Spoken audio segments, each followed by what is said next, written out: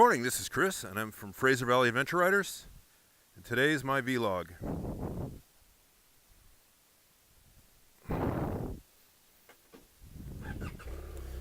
Alright everyone, so today what I want to do is have a bit of a vlog just to kind of talk about life after the big trip. So, I'm back home, back in the grind, back doing all the things you do with regular life.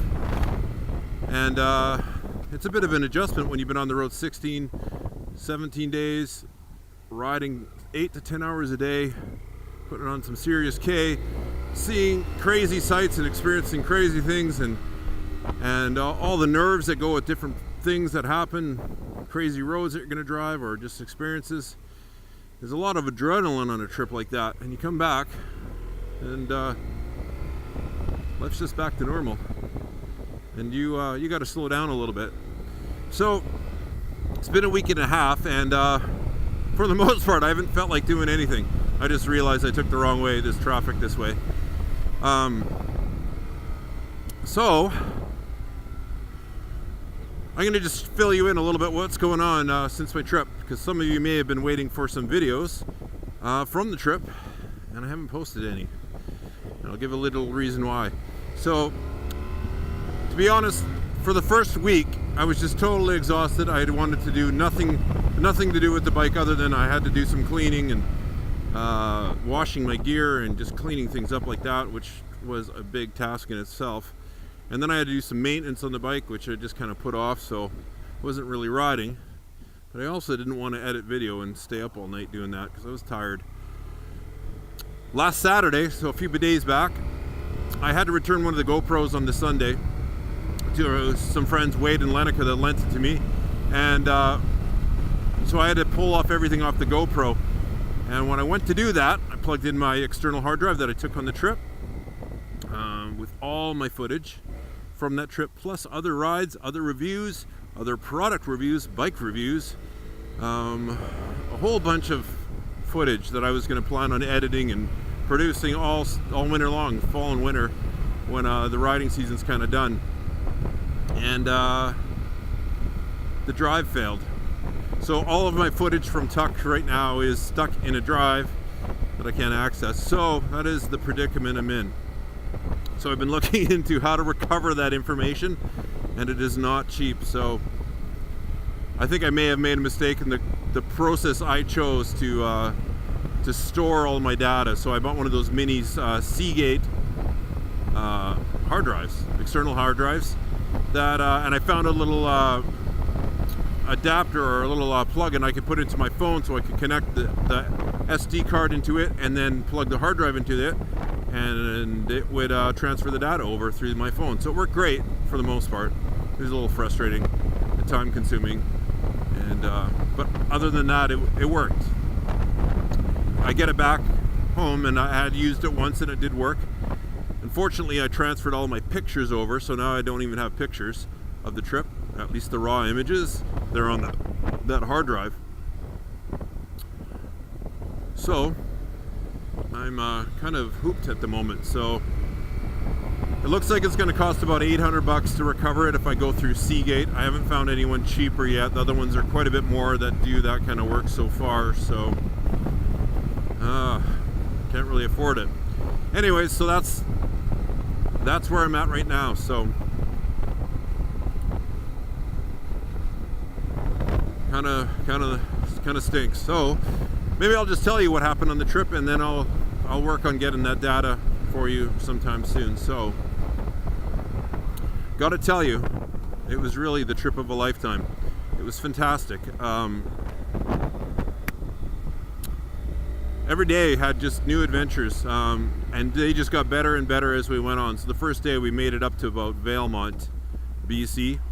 We had the fire, so we had to take the long way around, and we got out a little bit later than we wanted to. Not everyone was ready.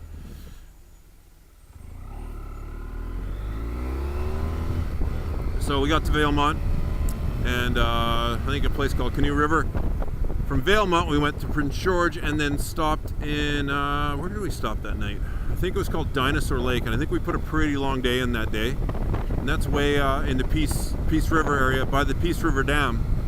Beautiful, beautiful, stunning place. So if you get a chance and you're going the Alaskan Highway, I recommend that spot. It's a great little lake. It's pretty cold if you're swimming in it, but I did jump in. And but a beautiful lake and beautiful scenery and cool dam there. Back from the Bennett days in BC. Then from there we continued on, and we hit this amazing stretch of road in Hudson Hope. Rather than going to Fort Nelson, we took a little more scenic route on the Hudson Hope, and some of the most beautiful motorcycle roads in the province, and just the most beautiful, stunning scenery as you go through the Peace River Valley. And it's just this huge canyon, and it's just stunning farms and ranches and stuff like that up there. Just really, really beautiful. And you hang left and you go north, and then you hit kind of the dirty lands of BC. So Chetwynd, and I think Chetwynd's up there. I don't know, Chetwynd and Fort Nelson, which were nothing to look at. Got through there, and we ended up at Muncho Lake, and man, is that beautiful country up there, just in the northern tip of BC, just before you get into the Yukon. It's a really pretty country. You could spend some days there. I know there's good hunting for you get hunters out there for sheep and different things like that. So we spent the night there, went to the lake there, had a good swim in Muncho Lake. It was cold as well, but just stunningly clear lake. You get this amazing reflection of the mountains off it, and with no waves. It's just stunning.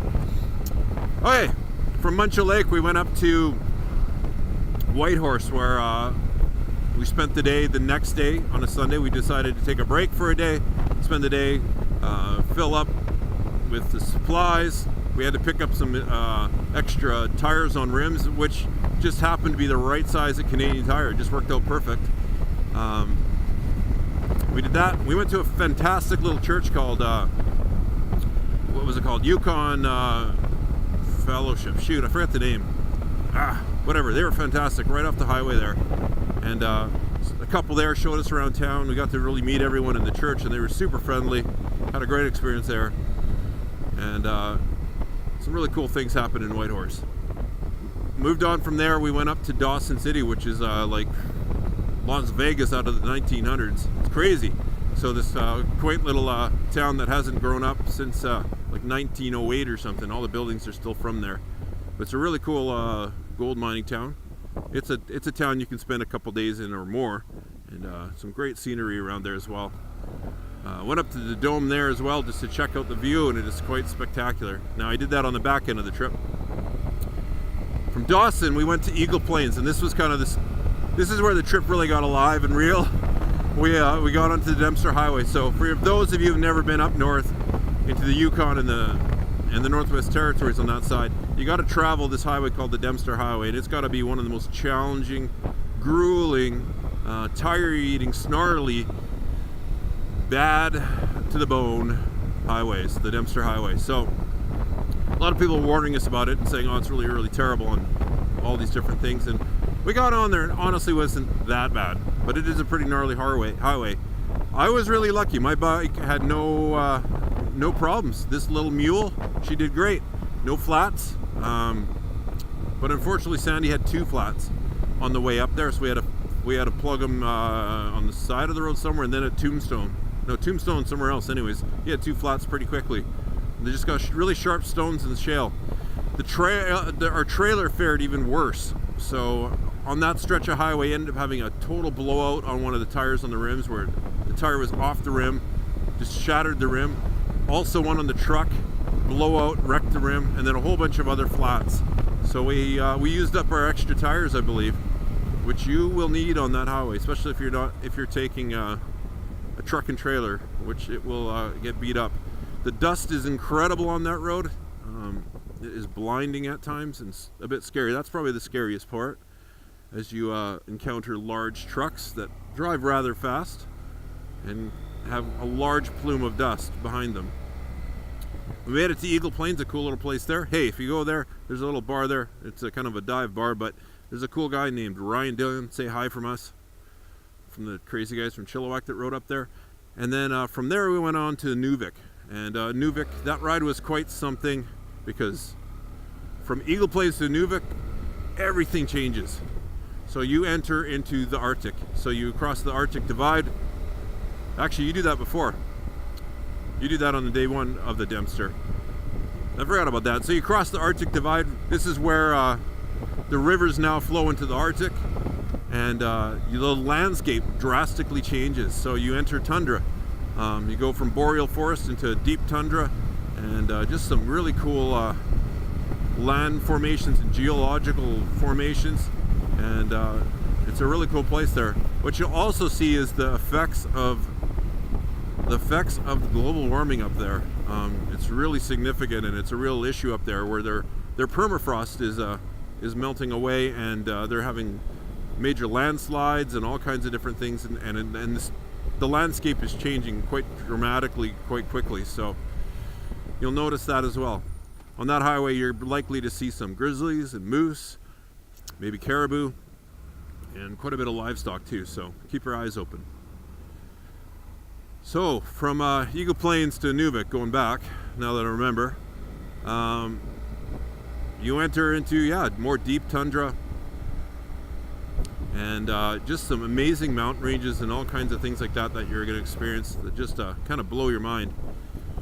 And then you get to a ferry at Chichik, I can't even say the name, and you cross there and you hit the most boring road on the whole trip. So from that ferry, you go into this scrubby forest for about 30k dead straight. You make a right turn, you go for another 50k dead straight, and then you make another turn and another like 50k dead straight where you can't see the end of the road. And it's thick gravel, so you got to stay awake, and this is at the end of the day. Oh, it was a real challenge. So that was a challenge here. When you get to Inuvik, and you get to experience a real northern town. For a lot of people, that's been the end of the road, and for us, it might have been. In Inuvik, we got to see just a beautiful sunset, as the sun never sets in August, as you might know. So you have these sunsets that go on and on and on for hours and hours and hours.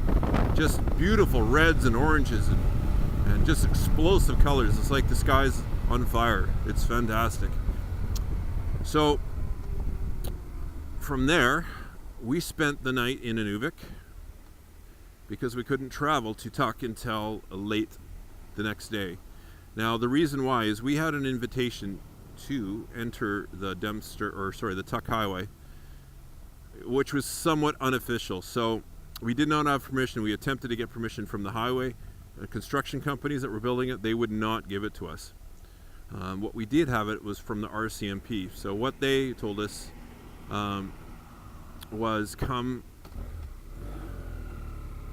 late at night after the crews had basically finished, so we're not interfering with their work, and they would meet us there and escort us back to town, which is where we stayed. We stayed with the police, and we had a fantastic time.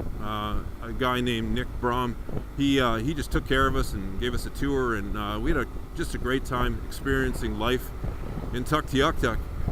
Just a really amazing town that has not been spoiled by the modern era. They still live. They live off the land. They're subsistence hunters and gatherers. So this time of year, they're hunting caribou, and they're gathering berries and preparing for winter, which they'll start hunting beluga and I think they do beluga right now, actually, but all kinds of things that they hunt over the winter. So it's kind of cool, like, to see a community that really has held on to their heritage so well. And we spent the day there, and we had a fantastic time. We got to meet with the mayor, got to do a quick interview, which I really want to recover, because he's a great guy, Daryl, and they're trying to do a lot of work there to get ready for all of you that are planning on going up there. So and then the long way home, the long journey home, that is a long road. So every day you have this anticipation of seeing something new and having your mind blown by the scenery and all that kind of stuff, and getting to this place, this fantasy land that you know of, called Tuktoyaktuk.